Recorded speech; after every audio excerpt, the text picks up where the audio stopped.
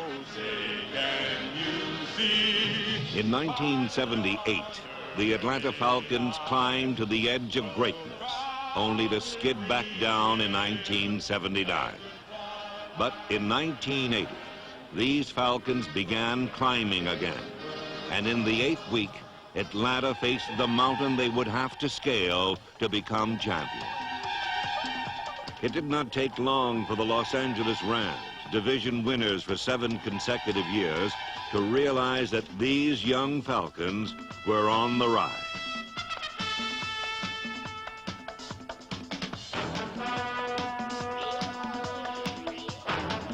But in a tight physical duel, one play threatened Atlanta with defeat.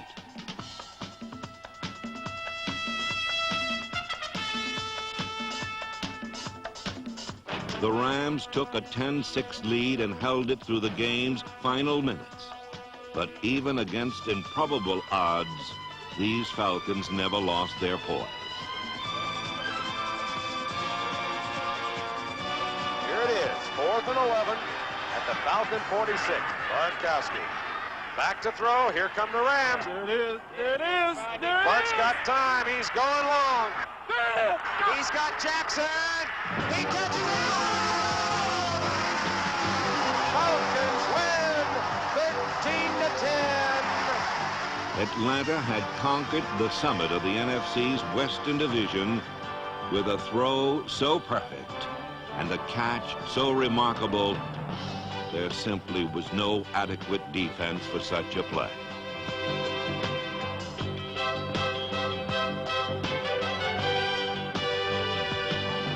However, it is superior resources, not wild strokes of fortune, which account for a team's achievements.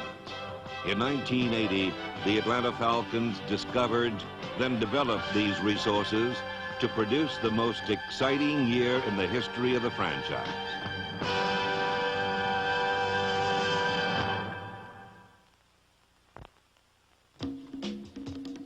The 1980 Falcons were the unknown soldiers of pro football. 21 players possessed 2 years of NFL experience or less. The veterans included a linebacker with a degree in kinesiology and a free safety who was a member of the West Virginia House of Delegates. Atlanta's punter, John James, never played football until his junior year in college. There was also a gourmet cook with a recipe for making all-pro offensive tackle, a tiny wide receiver who looked like an apprentice jockey, and a born-again quarterback. The Falcons featured more personalities than a Tennessee Williams play. But while they were exciting to watch, oh my gosh, for 6 weeks they lost as many games as they won.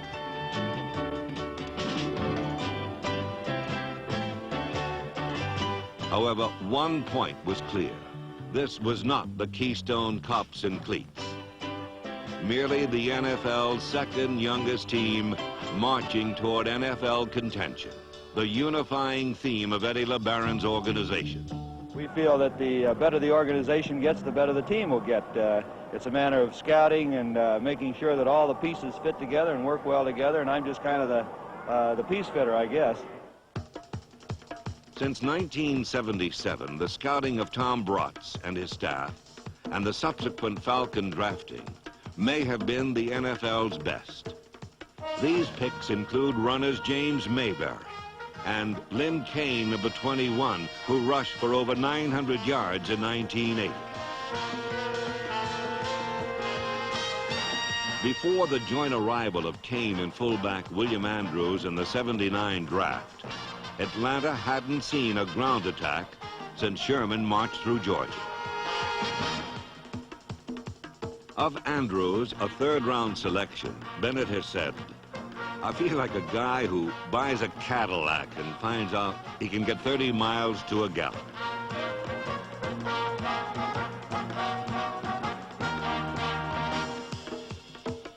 Number 31 could do more than punish defensive backs.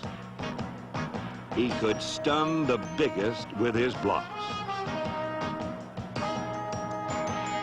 Add the ability to catch passes, 51 in all, his 1,308 yards rushing, and it was evident that the best all-around back in pro football played for the Atlanta Falcons in 1980.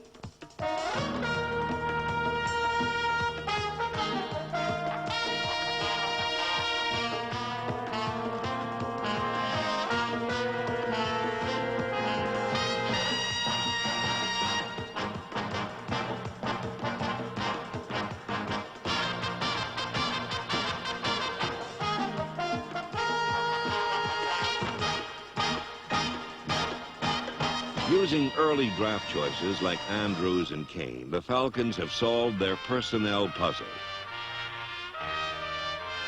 Assembled by Lehman Bennett, these pieces have formed the portrait of an entertaining and opportunistic football team.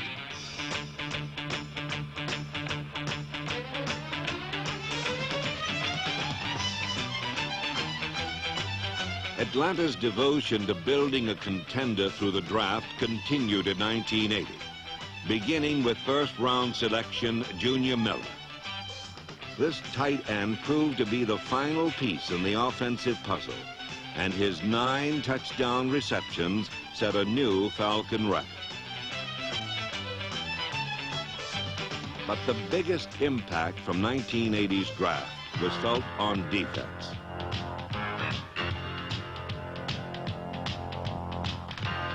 All year long, many wondered how the Falcons could start 2 rookies and a second-year player at the vital linebacker positions. The answer was simple.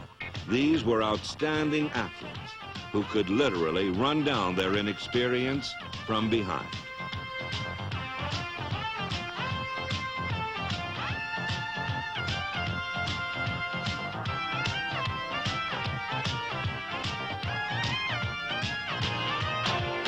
Eighth-round pick Al Richardson led the team with 7 interceptions, and second-round choice Buddy Curry led the team in tackles. Waiver find Joel Williams collected 16 quarterback traps, the second-best total in the NFL.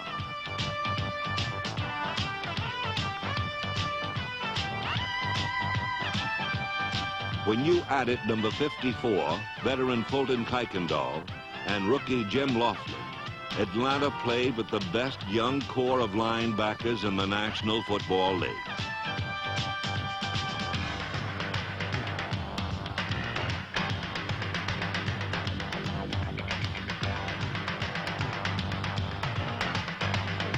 You think we don't have some guys going to that ball when it's thrown?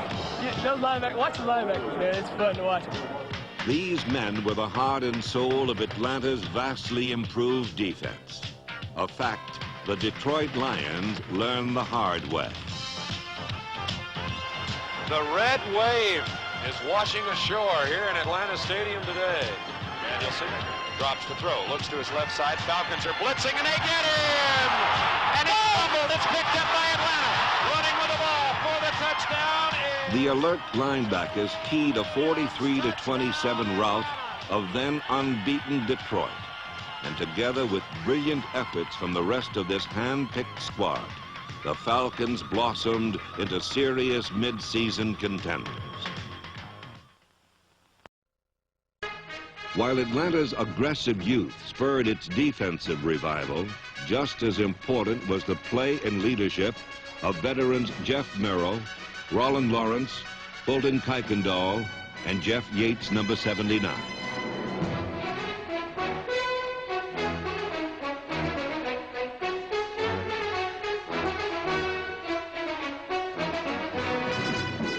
In 1980, the Falcons employed 3 down linemen and 4 linebackers, the 3-4 defense, an alignment that fit defenders Don Smith, Wilson Famuina, Mike Zealy, Edgar Fields, Bob Glazebrook, Tom Pridemore, and Kenny Johnson as snugly as their helmets.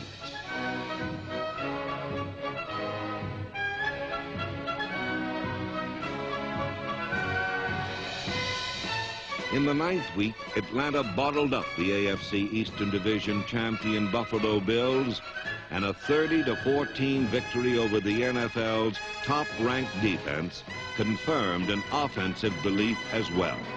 We feel we could score anytime, any place, on any team. Our offense feel that, the quarterback feel that, and the receivers with 3 seconds left on the clock is telling Bart, throw to me. As long as there's time on the clock, we can score. Against the St. Louis Cardinals in Week 10, the Falcons tested their beliefs. For rich suspense, there was no better team in 1980. Almost everything that happened to them happened late, and it seemed like the Falcons shined their brightest when the glow of the spotlight was fading.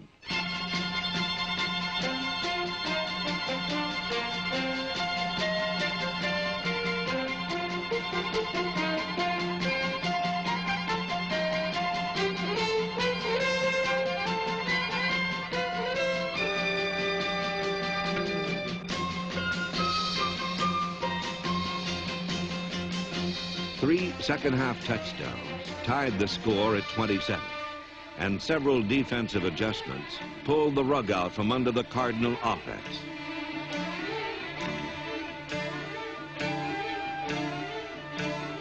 In the final minutes, a Joel Williams blitz led to an Al Richardson interception, sending the game into overtime, where once more the Falcons proved it's not solely a team's performance, but also the character that competition brings out in the team.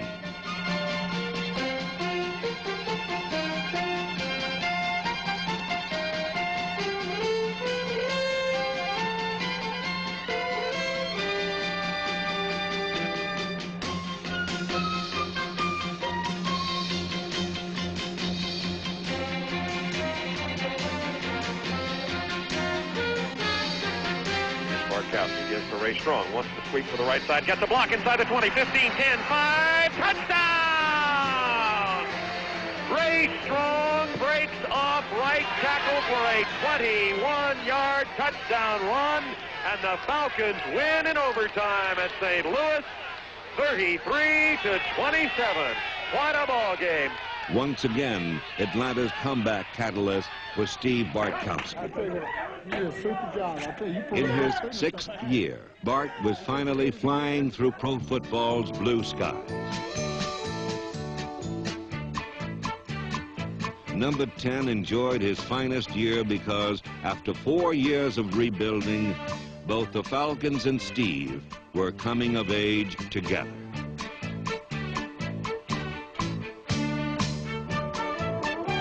Bart passed for 3,544 yards and a league-leading 31 touchdown passes. Both marks were Falcon records.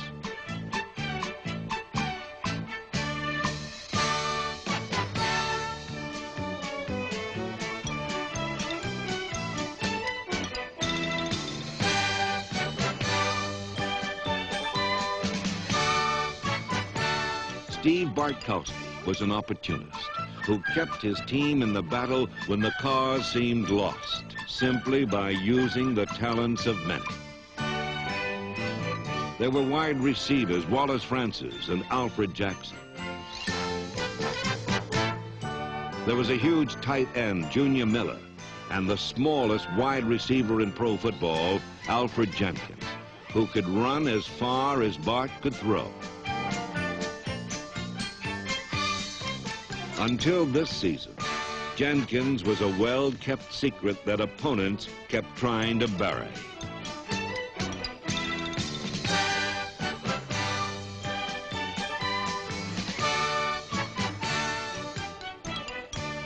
There was a way to stop Jenkins deep. It's called pass interference. But first you must catch him, a task that wasn't easy during a season of both achievement and frustration for Alfred Jenkins. Haven't had any national publicity. A guy like me, 5'9½", 155 pounds, I've gained 1,000 yards this year. I haven't gotten any respect, Herb. No respect at all.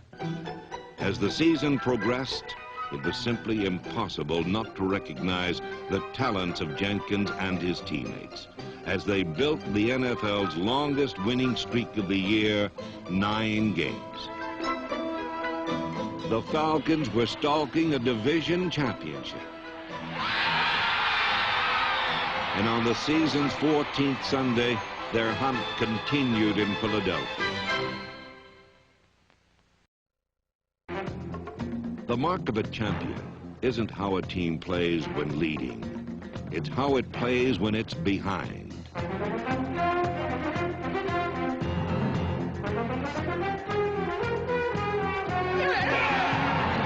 Two quick Eagle touchdowns put a comeback burden on the broad shoulders of Atlanta's offensive line. And true to form, these big men responded.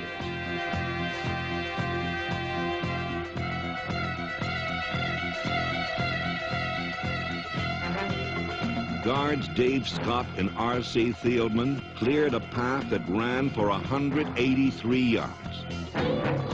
Center Jeff Van Note, tackles Warren Bryant and All-Pro Mike Ken carved drives of 99 and 60 yards out of the Philadelphia defense.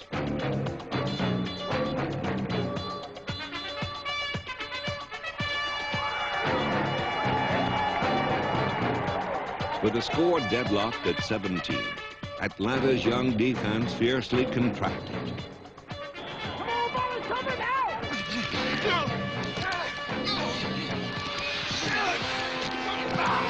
Finally, with less than a minute remaining, the Falcons followed their imposing line down the field to victory.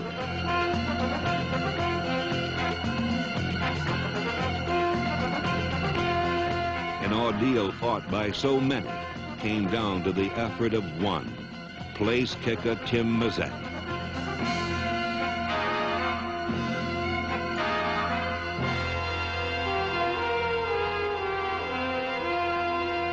The Falcons now stood only one victory away from a Western Division championship, a distinction they had always wanted but never had.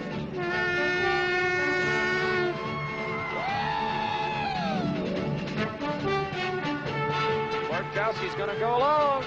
He's looking for Francis. He catches it at the 40. He's going to go all the way. Yes! At home against the San Francisco 49ers, Atlanta produced a precise resume of their 1980 season. All right, babe, all right, here we go. Main ball. 5 touchdowns earned them the championship of the NFC's Western Division for the first time ever in 15 years. What a joyous moment it is in Atlanta, Georgia, as the Falcons are nearing their first ever NFC Division Championship. Montana's going to throw. Falcons have a 4-man rush on. Fumble! They're going after the ball. Al Richardson has fallen on it in the end zone. Falcons have scored again. Oh, brother!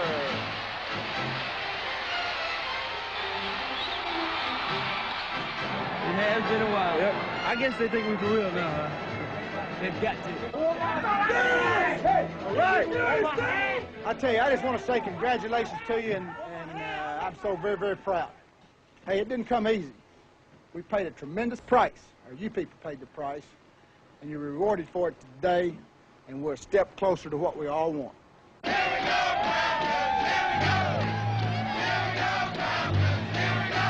The Atlanta Falcons are the Western Division champions of the NFC with a 12-4 record, and they are favorites in this game with the Cowboys today. But all that can be said about this game today is that either the Cowboys or the Falcons will be taking one step more toward the Super Bowl in 1981.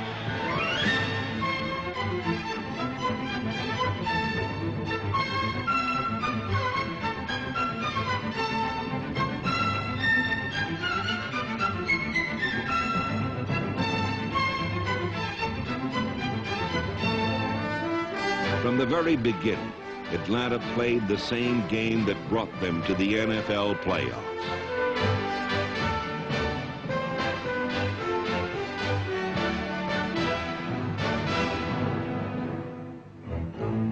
The Falcons seemed so strongly constructed that for nearly 3.5 quarters, the outcome was never in question.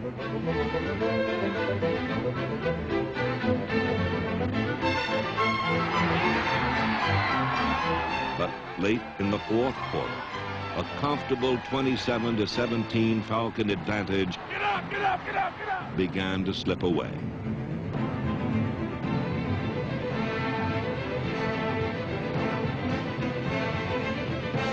Falcon fortune slipped further when number 72 Ed Jones of the Cowboys stumbled into a key third down play. Merely trying to keep from going off sides, Jones accidentally closed a huge hole created by Falcon guard Dave Scott. And instead of a first down and a chance to run out the clock, Dallas took the season's next big step.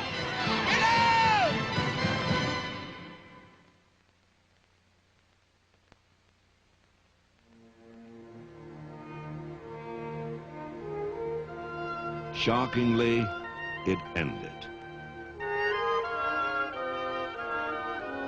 But let's put 1980 into perspective. Losing to Dallas was just one of those disappointing moments all great young teams have on the way to the Super Bowl.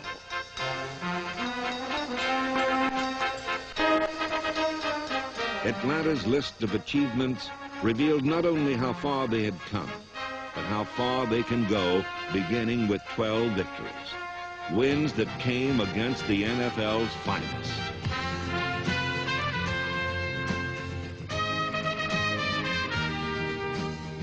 Their defense, built around a core of youth, hit like all pros. And only 4 were better statistically.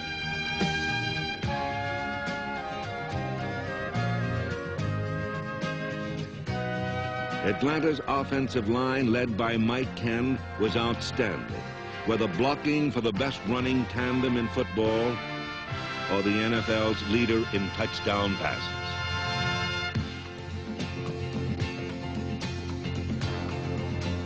Topping the list was the championship of the NFC's Western Division, an accomplishment unique for a team so young.